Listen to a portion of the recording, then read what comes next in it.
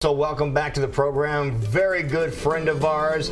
He is from the Blank Park Zoo. The guy in the big corner office is joining us right now. Mark Lubevich is here. And folks, we've been telling you time and time again, the zoo is the place to go, especially if you have some folks coming in from out of town. Take them to our zoo, and you're going to knock their socks off, Jackie. And we're excited because it's getting into that season where a lot of great things are happening at the zoo. Yep. So thank you for joining us this morning. So what's happening at the zoo? Well, next week we have our last conservation lecture series. Dr. Jim Pease is coming, Iowa State University. He is awesome. He is absolutely wonderful.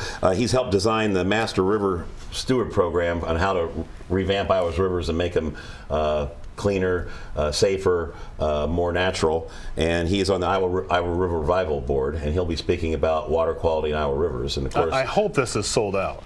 I don't know if it is yet or not. We've gone to 2 series, so you can come at 5:30 or at 7 o'clock. Oh, so wow. You had to double up on it. Double up on double it. So we have down. so many He's people. That's wonderful. good. Yeah. And you know, with what's going on in the legislature with water quality and using school funding to keep the water clean, Still, and the waterworks suit, it's very on target for what's going on. And so we'd love to have people come for that. It's a great great event. price, especially if you're a member of the zoo, which we always encourage you to do as well. But yeah, come out. Don't miss some of the best speakers we have on this program. And of course, from that. and then going back to the zoo, spring means babies at the zoo. Yes, it does. And we have a baby eland out already. A little guy's really cute. Now, what is what? it? Eland, for those people that don't Eland know. is the largest antelope in Africa. The male can weigh 1,400 pounds, and they have the long spiked horns about 24 inches long.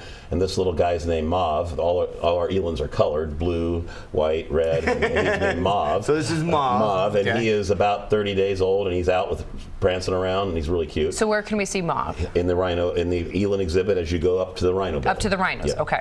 We have addicts that are both pregnant and should be having babies any time. They're in with the giraffe. They're the white antelopes with the reindeer-like reindeer-like horns. We have 2 addicts with babies.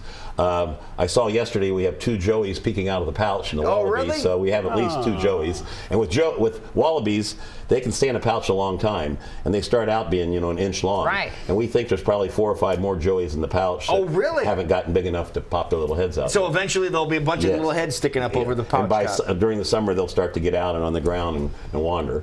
We have 2 baby joeys that we brought over that are about that tall that are pretty cute also.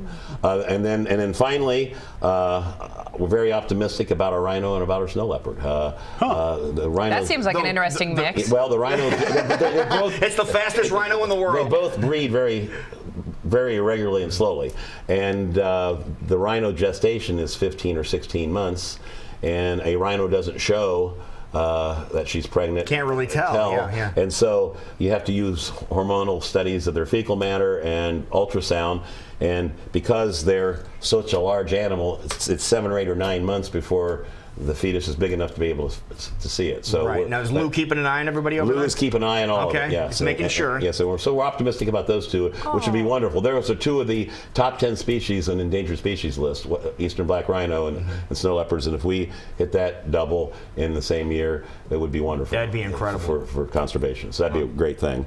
And then, of course, we have Curious George coming to the zoo this summer. Really? Curious George exhibit, and it is a science hands-on exhibit because George is curious. It's to get kids to be curious. Got it. And so, leading up to the show on May 21st, the zoo is going to have 50 events around the community where George is going to be curious. And he's written so many books about himself that George goes to the firehouse. So the city of Des Moines is going to have George on the top of a hook and ladder truck on a day, and George goes to on a bike ride, and Bike World's going to have George on a bike and then give a discount for zoo members for the whole season.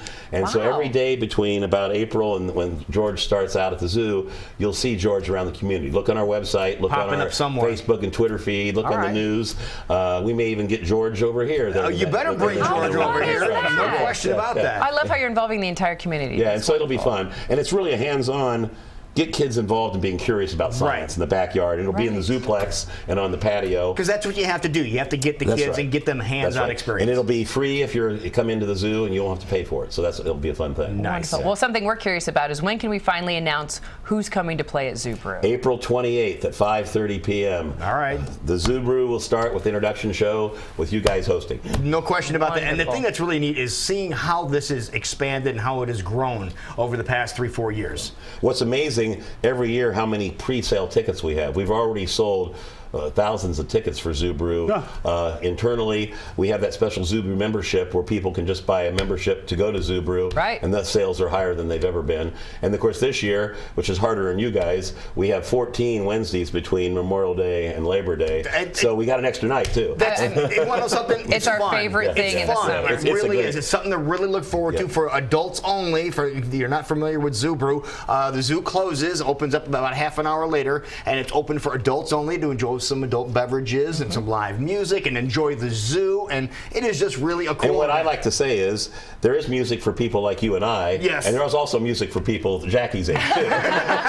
So you can look at our schedule, and you can come to all. But if you say I'm not going to listen to music that the 25-year-olds listen to, we have music, Monkey Monkey in the Hamptons, right. and Panapalooza Hampton, at the end that play 70s music and that are fun. So we have people from 21 years old to there's a group of seniors that comes to a lot of the Zoo Brews. So it's for everybody. And I think it's really cool. We're talking thousands of people coming out to Zoo Brew now. And Mark, do you remember when this thing first started? We had tens of people coming out. Yes. And seriously, it wasn't. If we hit 300, we were happy. We're not joking. We're not joking. Now we're unhappy if it's not over 2,000. Right? It's exciting, but the big announcement coming up next month of who exactly is going to be playing. Yep. Wonderful. That's cool. Wonderful. More information for anything Blank Park Zoo related. What's the easiest way for people to get in? Get on the website. Get on the website. There it is right there. blankparkzoo.com.org or either one. Either one will work. Either one okay. works. All right, check it out. Thank you, Mark. Appreciate it, buddy. Thank you guys. Thank you.